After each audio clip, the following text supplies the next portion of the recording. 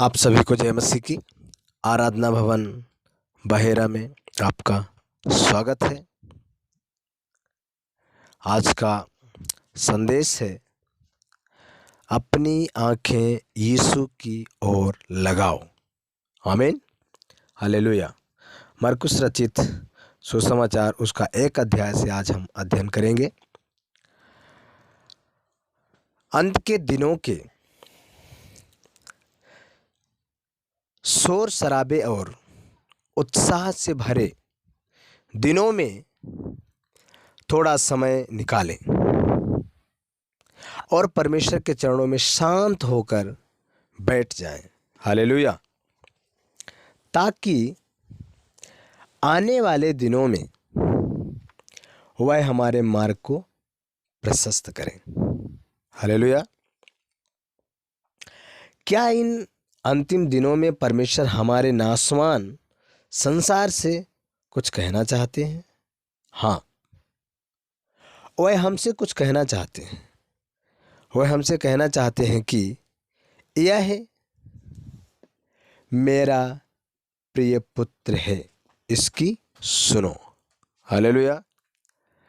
मरकुस रचित सुसमाचार उसका 9 अध्याय और उसका 7 वचन को यदि हम देखेंगे, वहाँ इस प्रकार से लिखा है। मरकुस रचित सुसमाचार उसका 9 अध्याय उसका 7 वचन इस प्रकार से कहता है, तब एक बादल ने उन्हें छा लिया और उस बादल में से यह शब्द निकला कि यह मेरा प्रिय पुत्र है, उसकी सुनो। आमीन, हालेलुया, हालेलुया। जैसा हमने वचन में देखा, आज इस दौर में परमेश्वर हमसे यही बात कहना चाहते हैं कि यह मेरा प्रिय पुत्र है, इसकी सुनो। अपने सुसमाचार की पुस्तक की शुरुआत में मरकुस ने हमें अपने जीवन के लिए एक नया उद्देश्य दिया। वह हमसे कहना चाहता है कि यीशु कौन है, और उसकी हार्दिक इच्छा यही है कि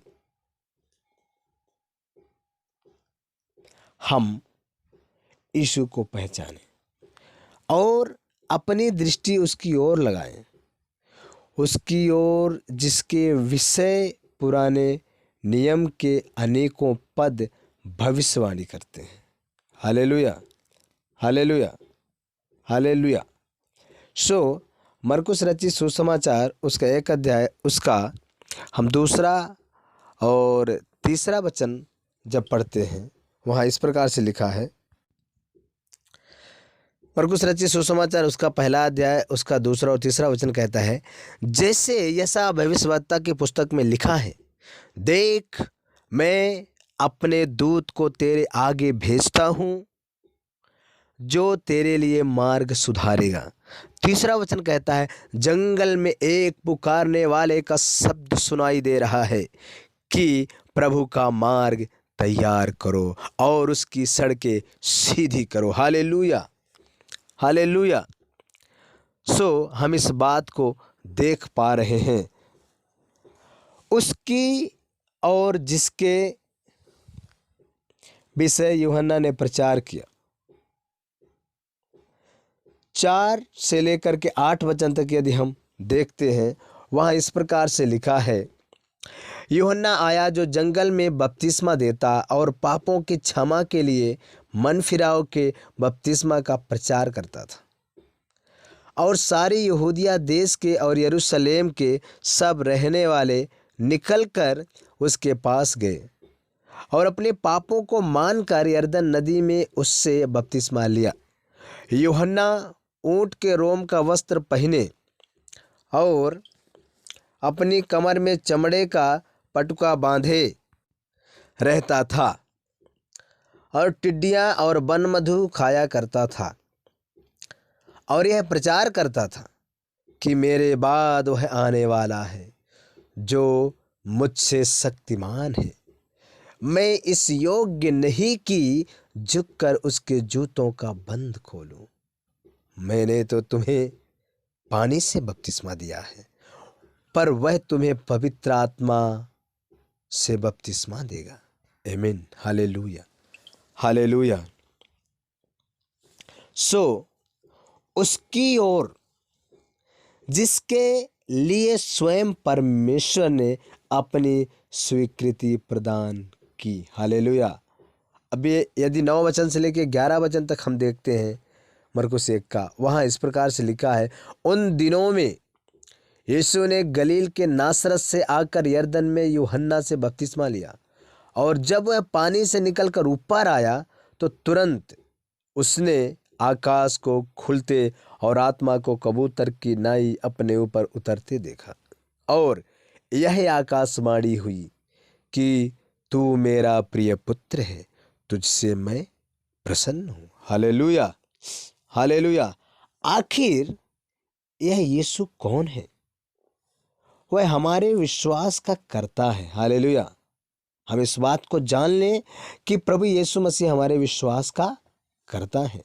इब्रानियों की पत्री उसका 12वां अध्याय उसका 2 वचन जब हम देखते हैं, वहाँ इस प्रकार से लिखा है।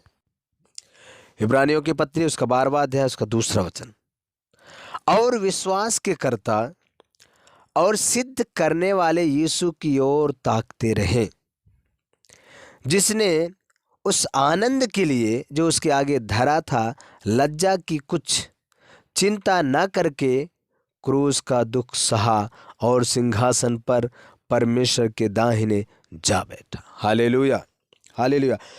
आज हम इस बात को जान लें कि प्रभु यीशु मसीह हमारे विश्वास का कर्ता है। हालेलुया। वह जो हमें इस संसार में जीने का सलीका बताता है। प्रभु यीशु मसीह ने हमें बताया इस संसार में हमें कैसे जीना चाहिए। वह जो हमें परमेश्वर की निकटता में लिए चलता है, वह जो इस मरणहार संसार को पुनर्जीवन की एक नई आशा देता है, वह जो इस संसार को परिवर्तित करता है। यीशु वही है जिसने पवित्र आत्मा से बपतिस्मा पाया और लोगों को पवित्र आत्मा का ही बपतिस्मा देता है। हालेलुया। यीशु वही है जो लोगों के हृदय को परिवर्तित करता है और उनके भीतर एक नया हृदय उत्पन्न करता है। हालेलुया। यदि हम यहेजकेल की पुस्तक उसका 36 अध्याय उसका 25 वचन से लेकर 27 वचन तक पढ़ते हैं, वहाँ इस प्रकार से लिखा है। यहेजकेल की पुस्तक उसका 36 अध्याय और उसका 25 वचन से लेकर 27 वचन तक इस प्रकार से लिखा है, मैं तुम पर शुद्ध जल छिड़कूंगा और तुम शुद्ध हो जाओगे, और मैं तुमको तुम्हारी सारी अशुद्धता और मूर्तों से शुद्ध करूंगा।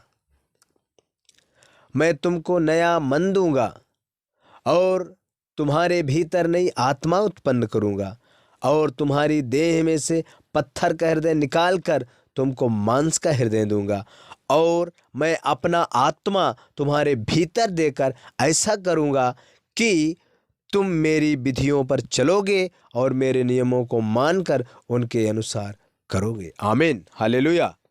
हमने परमेश्वर का वचन में इस प्रकार से देखा। यहेजकेल उसका 36 अध्याय उसका 25 वचन से 27 वचन तक हमने इस बात को देख लिया। Hallelujah, hallelujah.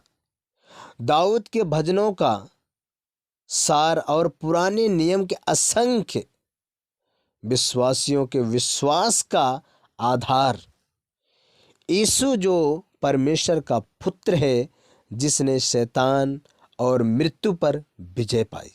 Hallelujah, hallelujah. यदि हम मरकुस रचित सुसमाचार उसका 1 अध्याय उसका 13वां वचन यदि हम देखते हैं, वहाँ इस प्रकार से लिखा है। मरकुस रचित सुसमाचार 1 अध्याय उसका 13वां वचन कहता है, और जंगल में 40 दिन तक शैतान ने उसकी परीक्षा की, और वह वन पशुओं के साथ रहा, और स्वर्गदूत उसकी सेवा करते रहे। Hallelujah, hallelujah.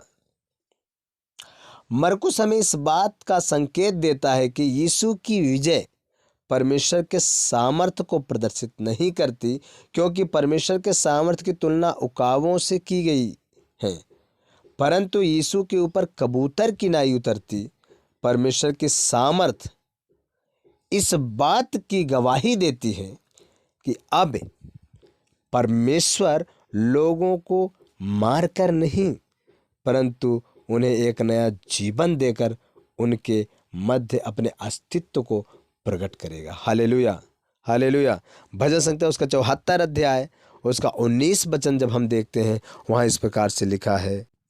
भजन संहिता उसका 74 अध्याय उसका 19 वचन इस प्रकार से कहता है, अपनी पंडुकी के प्राण को वन पशु के वश में न कर, अपने दीन जनों को सदा के लिए न भूल। आमीन, हालेलुया, हालेलुया।